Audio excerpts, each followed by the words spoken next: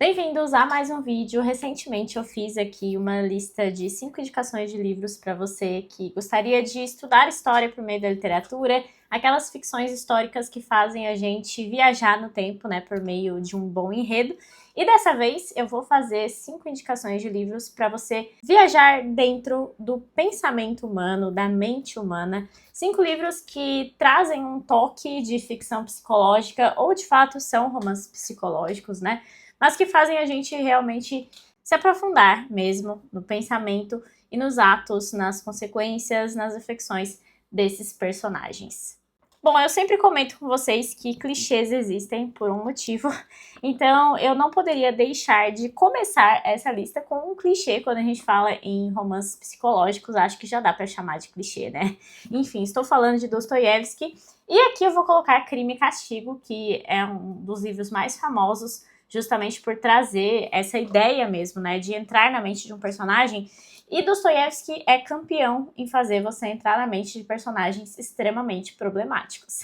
Então, aqui nós temos Raskolnikov, que é basicamente um jovem que tem aí seus ideais, seus pensamentos de que existem homens ordinários, de vida comum, pessoas que não vão fazer grande coisa na vida, vão viver e passar em branco, digamos assim, e pessoas extraordinárias. E essas pessoas extraordinárias, elas têm motivos maiores, elas podem passar por regras sociais, por leis morais, porque para elas aquilo ali não é tão importante quanto os grandes feitos que elas deixarão para a humanidade. Então, com base nessa filosofia que ele vai desenvolver, ele vai justificar um crime que ele mesmo pode cometer, né? E vai cometer já no início desse livro.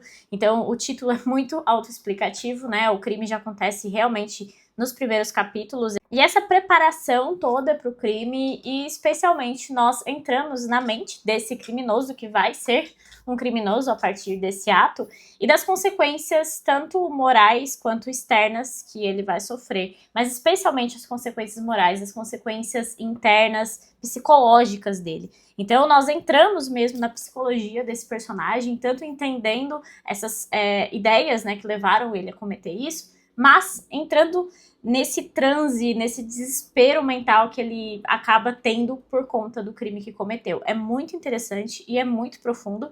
E eu acho que a grande maioria dos romances, dos livros de Dostoiévski tem esse apelo mesmo, né? Tem gente que até acredita que ele chegou a cometer algum crime em vida porque ele consegue, né, trazer esse sentimento, esse pensamento de um criminoso de um jeito muito impressionante. Aqui a gente também poderia colocar o Memórias do Subsolo, provavelmente um livro que muitos vão pensar se já leram, né? Que também é do Dostoiévski, que também tem essa desordem mental, é um livro escrito em primeira pessoa. Mas eu acho que até para ser mais democrática, assim, essa lista, digamos, e ter uma dificuldade média, eu colocaria Crime e Castigo como um dos principais baluartes do romance psicológico e dessa viagem de entrar na mente de uma pessoa, especialmente de uma pessoa perturbada, né? Agora uma indicação um pouco menos óbvia, mas que se você já acompanha aqui o canal provavelmente já viu, porque foi uma leitura recente e eu trouxe uma resenha completa.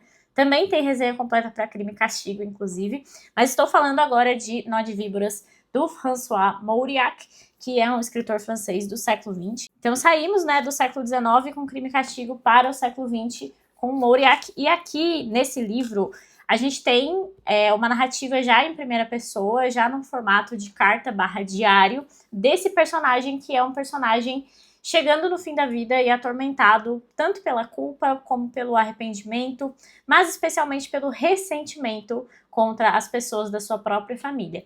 Ele é um homem muito rico, ele é bem avarento também, né? Ele tem um apego muito grande com esse dinheiro, com a sua fortuna. E ele não quer que ninguém da família fique com esse dinheiro, porque considera que eles não o amavam, não demonstravam afeto, não estiveram do lado dele em muitas situações. Então ele vai contando para nós, né, nós que estamos lendo então esses seus escritos pessoais, e a gente entende esse ressentimento, essa dor interna que ele tem. Claro que a gente não vai passar pano para esse personagem, né?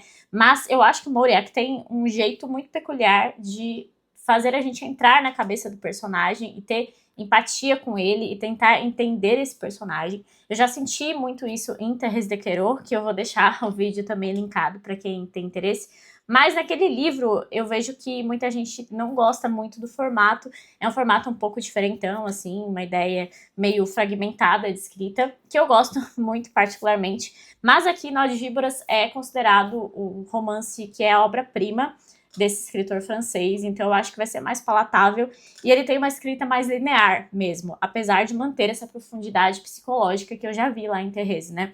Então, enfim, quem quiser saber um pouco mais sobre esses livros tem a resenha completa, mas eu acho que quem gosta de romance psicológico tem grande chance de gostar de Nó de Víboras também.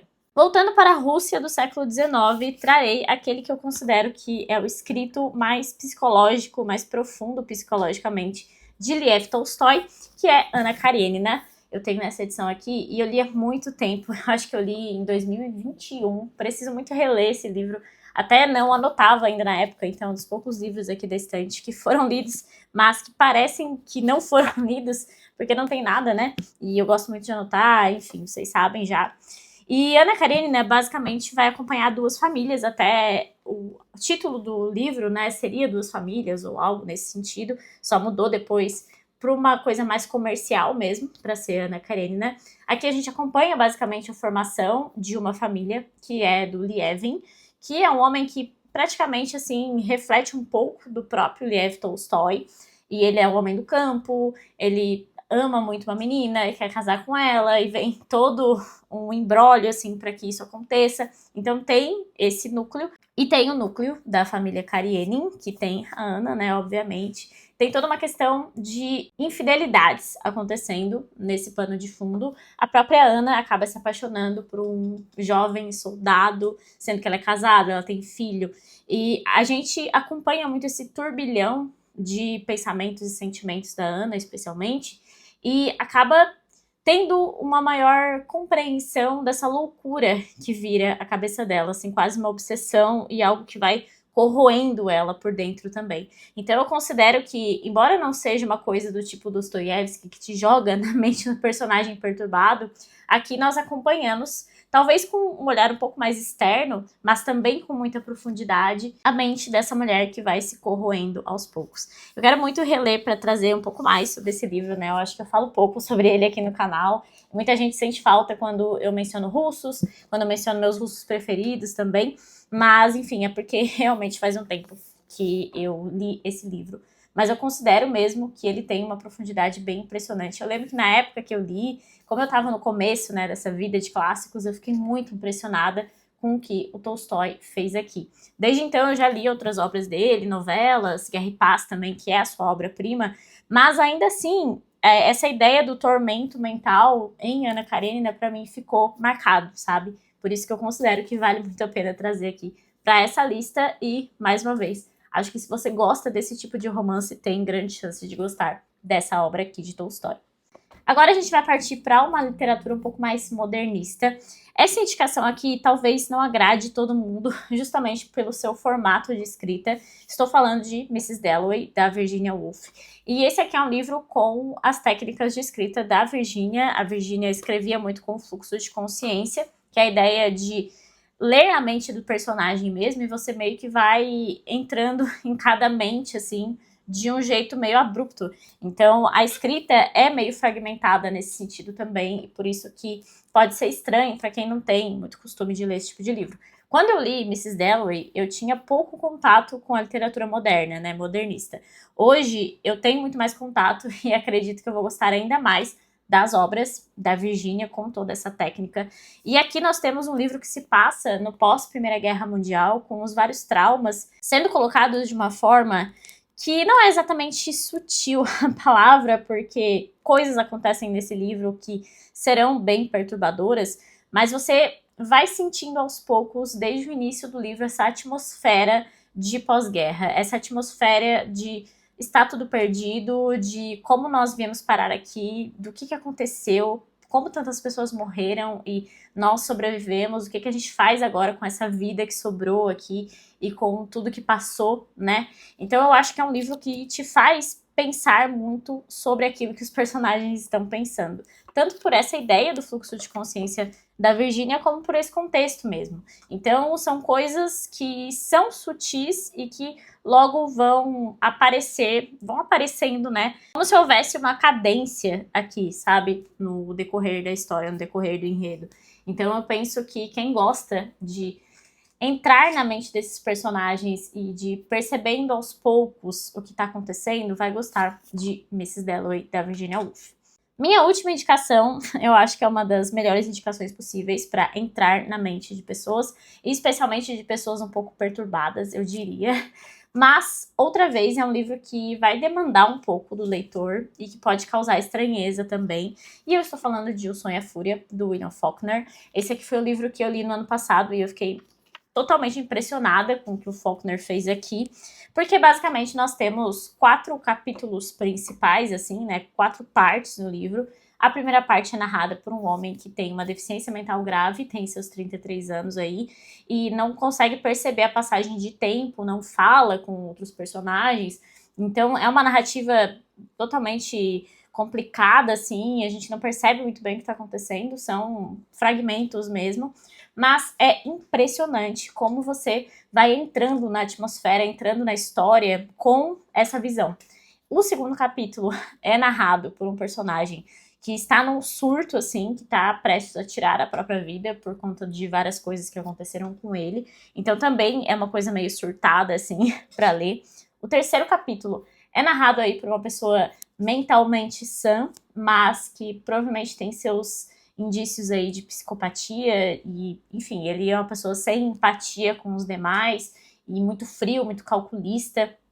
Então também tem esse aspecto, né, e é muito interessante ver como a escrita desse capítulo é seca e é perturbadora de um jeito diferente que os outros. E o quarto capítulo, aí sim, é um narrador em terceira pessoa que vai reconstituindo os fatos, digamos. Então esse é um ótimo livro para entrar na mente de personagens, especialmente desses personagens com as suas perturbações, com as suas questões mentais. Mas, como eu falei, tem a sua complexidade, é um livro bem denso, assim, e é um livro que você precisa mergulhar de cabeça pra funcionar, sabe? Então, eu sinto que esse é um livro dessa lista que mais demanda do leitor e que mais traz dificuldade na hora de ler, mas a recompensa também é bastante grande, porque a gente sai com maior compreensão, assim, do que passa na mente das pessoas. Essas são as minhas 5 indicações, então, de livros para quem quer entrar na mente humana com tudo, né? Especialmente com personagens complexos, profundos, trazidos quase que como livros abertos aqui nessas histórias, né? A gente realmente se aprofunda em cada um deles e entende um pouquinho mais sobre todos os seres humanos a partir da leitura desses livros. Se você acha que faltou algum livro nessa lista que você recomendaria fortemente, talvez eu não tenha lido, talvez eu não tenha lembrado dele, então deixa aqui nos comentários pra gente trocar mais indicações de livros que trazem essa profundidade psicológica. Se você gostou desse vídeo, deixe sua curtida, seus comentários, como eu falei. Lembre-se de se inscrever aqui no canal, porque isso me ajuda muito. E até o próximo vídeo.